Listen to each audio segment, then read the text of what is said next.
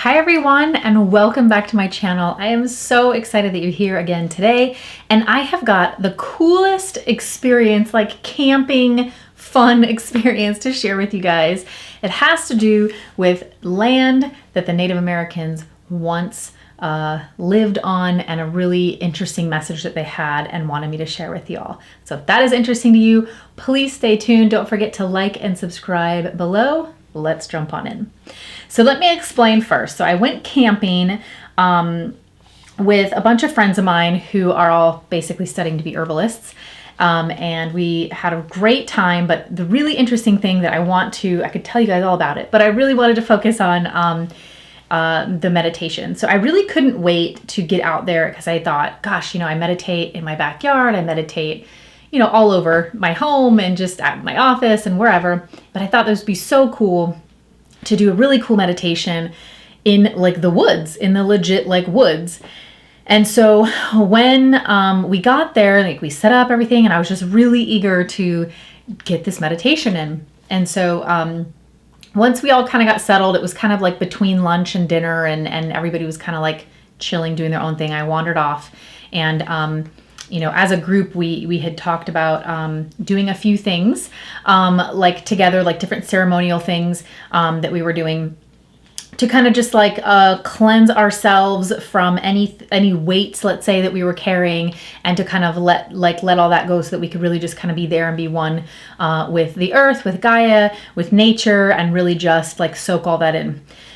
So we kind of all went off on our own little journeys to do that, and I really wanted to meditate. So I found a cool little spot underneath a really cool oak tree, and I sat down to meditate, and my intentions were really just to connect with my own guides and just kind of be one with nature, and maybe connect to the earth or maybe a plant that was nearby, and just kind of see what messages they had to share. So I was really surprised when I was greeted by a group of Native Americans, and this has never happened to me before. And so they wanted to share some information about the land and some of their guidance or perspectives. So let me read a few things. I wrote it down. You know me, I always have my pen with me and my paper when I'm channeling or messaging. So I wrote a few things down that I wanted to share with you guys. So the first thing they said is they reminded me that this land is very sacred, saying that those who still walk here keep this land safe. So I'm assuming us that are living keep the land safe because it's now like a campsite. And they were telling me how this land must be respected and that this is their home no matter what, whether they're here in physical form or not. And then they basically said that they are allowing us and others to visit because they are in agreement with our focus, which is to connect with nature. And because of that, if that's what our intentions are, is to kind of get away and become more one with nature and let, de-stress, that they understood what we were trying to do and accomplish, and that they would allow us to visit, but not stay because it was theirs. And let me read this quote because I don't want to mess it up. They said, "The wise ones see all. They see through you." And I think they were talking about generally people, not just me. And they said, "We wise ones see the pain of your people," so human race. "We know the earth can heal and detoxify you, but it is your mind and heart that are sick. You have lost your connection with Gaia. She is your greatest teacher, mother, provider, and shelter. You and your group may enter our home because it is with intentions of reconnecting and realigning with your own selves, home, and Gaia. We understand that you have come here to learn, to heal, and to grow. We are in alignment with this. This is why we give you permission." So this was interesting. So they basically were trying to explain, when you come into nature and you are so disconnected, this is what you may feel. So think of like the typical city, slicker suburb person that, just wants to go camping to have fun and doesn't necessarily realize that their body is going to be shifting and adjusting the entire time they're there. So this is kind of what that typical person may experience. They said, "Many have and will come to our home, and many will feel dizzy, sick, anxious, or even nauseous. This is because they are so far from their own connection to self and Gaia. If they so choose, they will be healed here. However, this healing is a choice, and we will not allow chaos here, only shifting and growth. Interesting. And this was them talking to me more specifically. They said, "Be at peace, young one. You know the way of the shaman, and today we stand with you and your intentions as you stand in your truth and one with Gaia. Allow all of your sicknesses to leave you." Now remember, they're referring to sicknesses as like stress and things like that. So they were telling me, allow all your sicknesses to leave your mind and heart today, and allow Gaia to take the toxins away. Recycle this energy forever back into the earth, as the earth knows exactly what to do with it. So my guides jumped in to explain a few things, and my guides were telling me, like my typical guides, my team of light that I always connect with, they were telling me the earth, like the polarities on earth are shifting drastically. And they were talking about this on like an anatomic level. They were saying that the polarity is literally shifting on an anatomic level within a particular frequency right now. So basically the earth is really shifting. So I would not be surprised if the Schumann resonance had gone up last weekend. I haven't actually checked. Actually, I think it did actually go up. But the Schumann resonance going up, solar flares, like things that are like really activating in and around the planets. And this was really interesting. My guides were explaining to me, and I think they were trying to fill in the gaps for some of the Native American concepts that we're trying to, express to me. And my guides explained that Gaia is feminine and masculine. It is yin and yang. There is a balance between both. The earth has a unique way of balancing everything. So it is not one or the other. It is balance itself. And they said here, Gaia is both yin and yang. Gaia also knows when to give and take. There are current light worker humans, like light workers and people here, and others from long ago, like the Native Americans, that are working to heal Gaia as she also purges to heal herself. So this is interesting too. My guides were telling me that Gaia will soon raise the winds and bring the heat. So I felt like they were showing me images of like volcanic eruptions and like heavy winds and even water, like maybe flooding. And so my guides were saying like, be prepared for that, which they've been talking about weather. This is anything new. They've been talking about crazy weather for a long time, and we're seeing that. I wrote about this first in a book like 4 years ago. We're definitely seeing this, right? But my guides were reminding me to feel how the earth is shifting, and you will know that everything is fine. Like you'll feel when she's shifting and going through these purging, like growing pains. And then they said something interesting. And remember, my guides, they in your guides too, they will always talk with, they choose very specific sentences that mean many things. So this one was important. They said, Gaia, she will purge and she will purge and raise her energy, and you will feel her shudder with the movement around you. So I literally think that means earthquakes. And then the Native Americans kind of jumped back in. So I think that my guides were trying to explain a lot about what is happening with the actual planet and the earth right now. So the Native Americans jumped back in and they said, we honor you and your tribe. So I guess the people I was there with. Tonight, listen to our drums. You will hear them in the trees, and you will feel the like percussion. You will feel the drums on the ground beneath you. And then they were trying to explain something that was really interesting. They said that many tears have fallen here as our people have come and went, but this will be our forever home and land. Even in death, we still honor it, which I thought was so beautiful. And I definitely saw some images that were not very pleasant, but they were sharing with me, like many people have come and gone, like they had been attacked. They had been maybe removed from their land and all these things. There was a lot of turmoil that they expressed to me, but they were saying that, no matter what, we still respect the land and this is always going to be our home. Like they will always forever have this space. And then they were explaining like actual places that we were at. They were showing me next to our campsite, there was like a empty, dried up sunken area, and they pointed it out to me, and they said when there was more water, so that used to be like a little pond or something, and they said when there was more water, we would use that particular pond to bathe in the lakes and sing to the trees. We gathered and ate as a community, and we honored our own strengths and allowed our community to take shape, respecting each other's gifts and contributions. We lived off of Gaia and the land as one.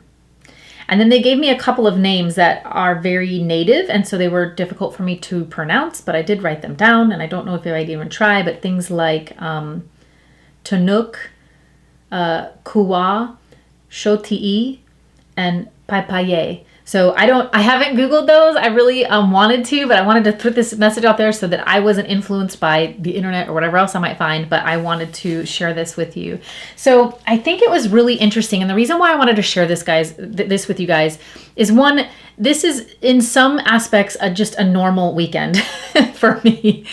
And in other aspects, it was so unique and beautiful and different. But the message that I really wanted to kind of put out there and share with you is that they were so connected to the earth, and we kind of have gotten so far away from that. And I feel like there's this circling back that is happening, where we are coming back to this place where we know in our heart of hearts that to be well in all aspects, that we must be one, stick your hands in the ground and dirt, and eat a lot more of a well-balanced, and that I'm not saying exclude meats, but I'm just saying, because I'm a vegetarian, so I'm not pushing that on anybody. I'm just saying that, to eat more of the plants and be one with nature. And one of the things that they also said to me, and I don't know if I wrote it down, it might've been on a different day, because I was writing you this all, that was all one message on one day, and I meditated again and another time. And they said that, our problem is that we think we are of the earth, like we think we are on it and above it, or that we control things, our nature,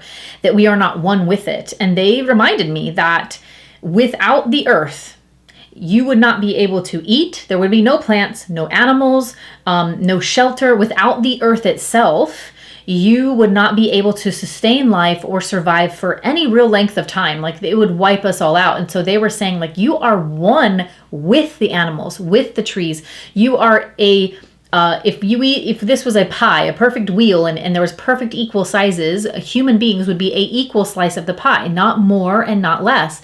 It is the water, the earth, the animals, the plants, the people, all of it collectively together. And so that was a wonderful and beautiful expression of that unity and that collectiveness that I think that we've kind of strayed away from. Although I'm sure many of the people that subscribe to my channel and listen to anything that I say or anything I've written are not of that group. I think that we're definitely starting to see this sense of community and gratitude and oneness with each other and with the planet and with nature. So it was just a really cool experience and a totally different perspective. I was not expecting that at all. I really was wanting to meditate and connect with my guides. I wanted to channel some information and just kind of see what messages they had for me, because I felt like it would be such a calm and beautiful place to get that information, which I did, of course, as well. But I just thought that this was such a cool and unique experience. So I hope that it kind of plants some seeds for you guys as well,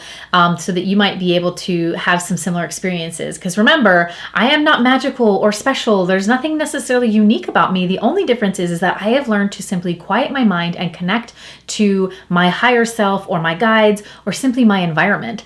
And that is totally achievable for everyone. Now, besides that meditation, there was one other thing that I thought was really interesting that I wanted to kind of put out with there.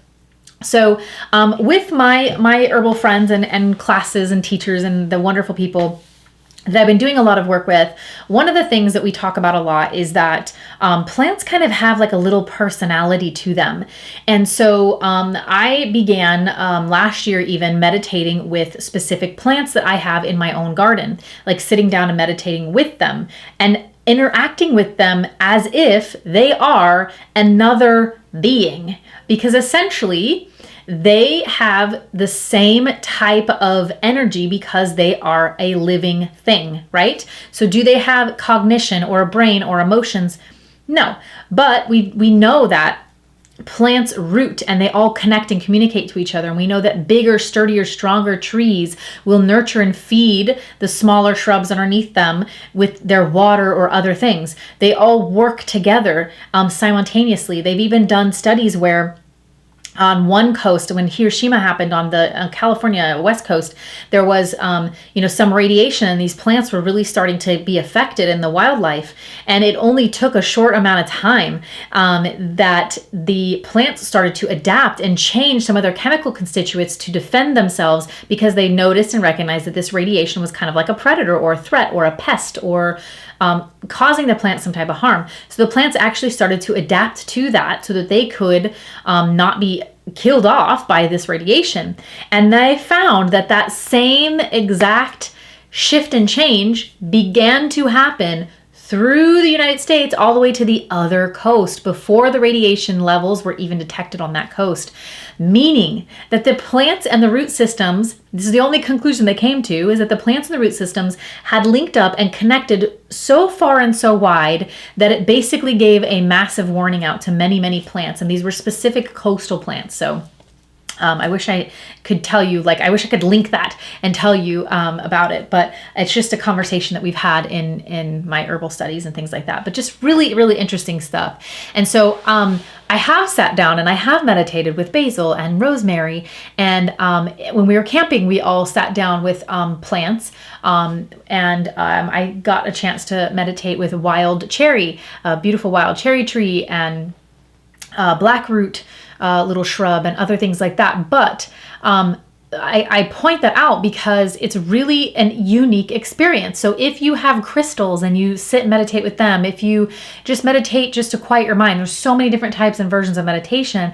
But I want to kind of push your envelope a little bit and ask you if you have ever meditated with a plant, and what did you actually get out of it? What did you feel? Because it's been a really cool and unique experience. And it was even better to do it out in the woods with these wild plants versus maybe the ones that I have in my garden, but still really cool. And they really do have these little personalities. So while I was out there as well, I decided to meditate with actual Gaia herself. So I kind of asked my guides, is this even a thing? I've never really thought about it before, but if every plant and everything, and if Gaia is this, she has these electromagnetic waves and impulses and all of these things, I'm she is essentially an entire ecosystem. So she is something that is living as well. And so I respectfully requested to have a meeting, we'll say, and I had a wonderful meditation with the planet herself, which is really freaking cool to think about. So during my meditation, I asked permission first and foremost. I was incredibly respectful, and I visualized my, instead of astral traveling up and out when I talked to most of my guides, I kind of went deeper within, into my energetic roots. So I visualized roots coming out of my feet, going down into the earth, and then me traveling through them to get down into the deep depths of the core of the earth so that I could talk with Gaia. And so this is how that went. So the interesting thing was that she greeted me like this elder, wise woman, and she was so nurturing and loving, and she had, asked me to sit, and it looked to me like we were in this amazing root system ball deep within the earth, and I literally felt like I was talking to a root system or a tree that kind of looked a little bit like a face, but it really looked like bark and stuff like that. She, and I said that, I wanted to connect with her more on a deeper level, that I was out in nature, that I thought this was a great time to do that I would be working with plants more. And I really wanted to do whatever I could to help heal my people and to help heal the planet.